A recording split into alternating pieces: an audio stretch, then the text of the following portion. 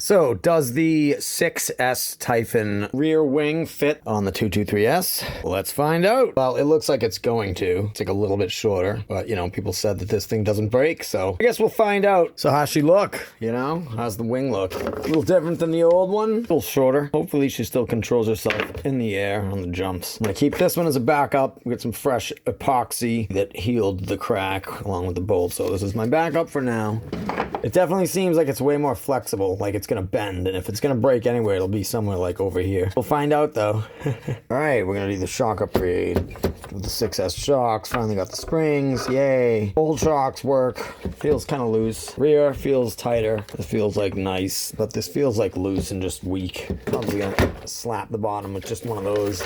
You know what I mean? So let's do these and see how they work and see what the feeling is like after.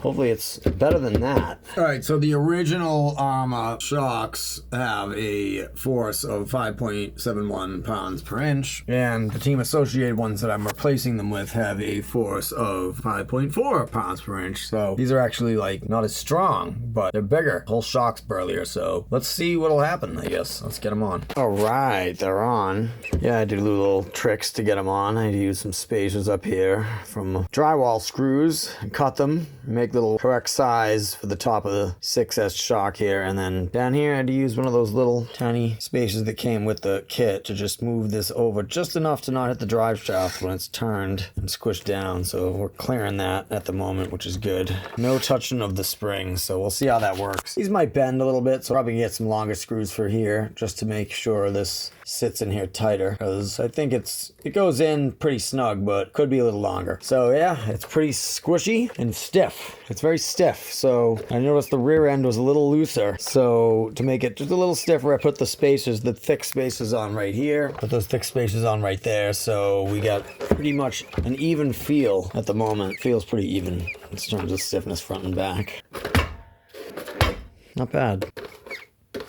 Well, the only thing to do now is to get out there and test them. So let's do that. Not really working out so well. We tried to go with the screw and the little plastic piece for a washer, but that did not really work out at all because the screw did not go in deep enough and the washer sucks. So we got longer screws, appropriate washers, and I'm gonna shave off a little bit of the screw here once I figure out how long it needs to be, which is gonna be a little longer than this one with some washer size. We're gonna make up the difference of the washers once I get them on. So let's figure it out. All right, I sawed off some of the screw and I think I'm gonna try 5 washers. Hopefully that's enough. Let's see.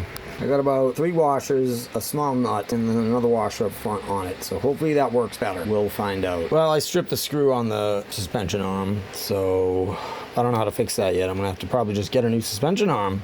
Just get the normal shock upgrade for a 223S. Don't do what I'm doing, ever. At least if you're a noob, don't do what I'm doing. If you're experienced, go for it. All right, what I did, added some washers and a nut to move it over. When it turns, I got like 2 millimeters. That's straight, that's to the right.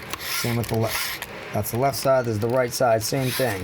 When it turns, I got like 2 millimeters. So we're gonna leave it the way it is at the moment. I drilled out the hole all the way back with a very thin drill bit and got a very long screw to go all the way through until it felt very tight, because this old screw was just too short and it was stripped on both sides. The screw just kept spinning and spinning and it never felt tight. So the longer screw I got all the way back on both sides, and it feels tight. It at least feels tight for now, but these machine screws are probably gonna strip at some point, so we're probably gonna have to replace it with like a wood screw, a very thin wood screw that has the right diameter and tread to grip into the plastic. We'll order new suspension arms at some point, but for now, we're just gonna see how this rolls. So we're back in business. I'm psyched.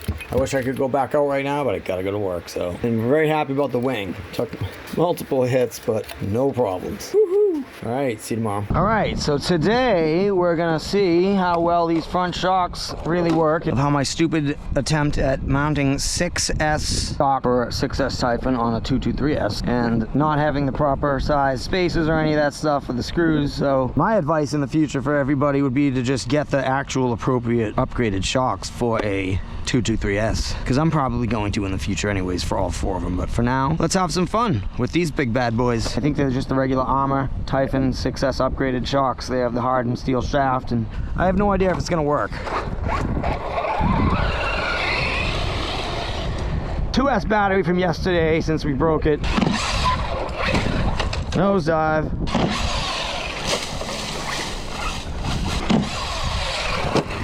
I have no idea if the shocks are gonna even hold up. Because when I first installed them yesterday, they got loose really fast. I mean, I got like 5-10 minutes into the battery use and we lost a shock.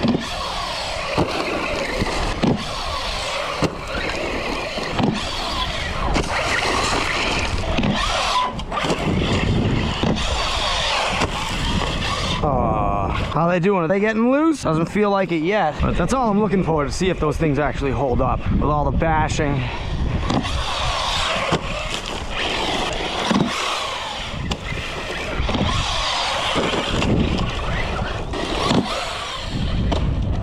Sweet.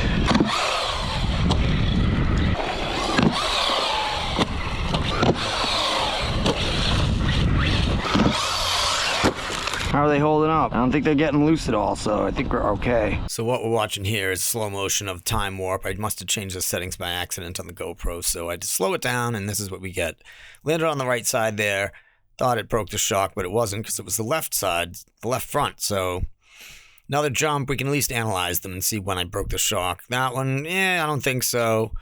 This one, pretty clean looking. No damage to be done there.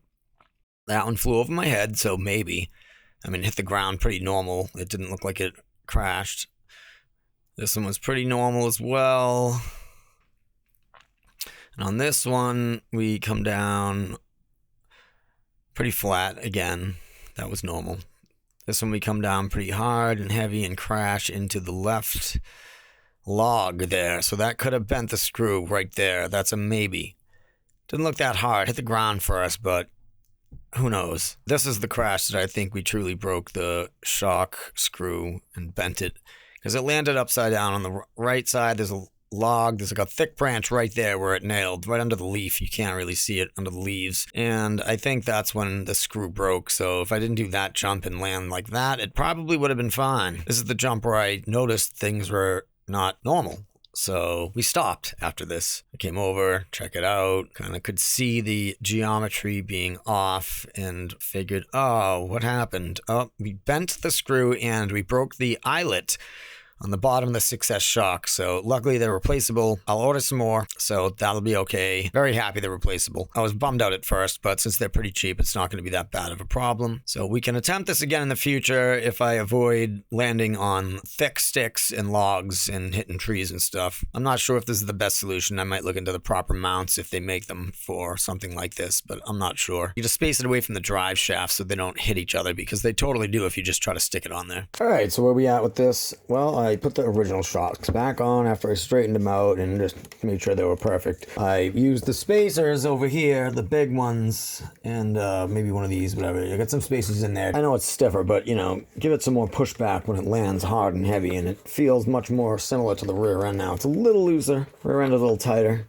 So it's a little bit tighter of a front end. I'm happy with that. As for the old broken shocks that came with this, from what I looked up, you can actually buy the middle piece, this, and with the new eyelet that comes on it. It's cheaper than buying the shocks, so maybe I'll do that. I saw them for like $7 or $8, $9 or something, 2 of them, and that's all I really need to get my old shocks working again, so I might just do that instead of buying 2 brand new shocks stock. So that's cool. In terms of this one, this shock shaft actually bent, believe it or not, and I ripped the boot. So luckily we can order a new eyelet for that, which I'm going to. And then we can use these however we want in the future. I'll put them back on. Maybe I'll come up with a better solution. Down here, I just want these shocks to stay on tight, and I want it to be able to handle just the tracks and the jumps. So that's where we're at with this shock situation.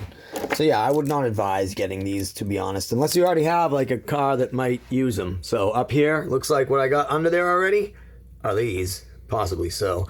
that might be good. So for me, not for everybody. I'm absolutely going to order the Proline shocks for this that I've seen in some forums, or whatever shocks are professional and better for jumping and can take more of a beating, that are made for the 223S 8th scale. That's where we're at right now. So tune in when I get parts for this. I'll try to fix those shocks. I might order a new boot and get the eyelet for this so I can bring those back to life. And then I'll look into some parts if I want to mount these correctly. I'm not sure if they make any parts that give you the ability to mount them properly, but we'll see. And for now, that's it. Time to get back out there and rip it up at some point. But I'll chill out for a day or two until I can get some parts, or maybe a few days. I gotta order these parts. That's where we're at. All right, thanks for watching the video about using 6S shocks on a 223S Typhon. Peace.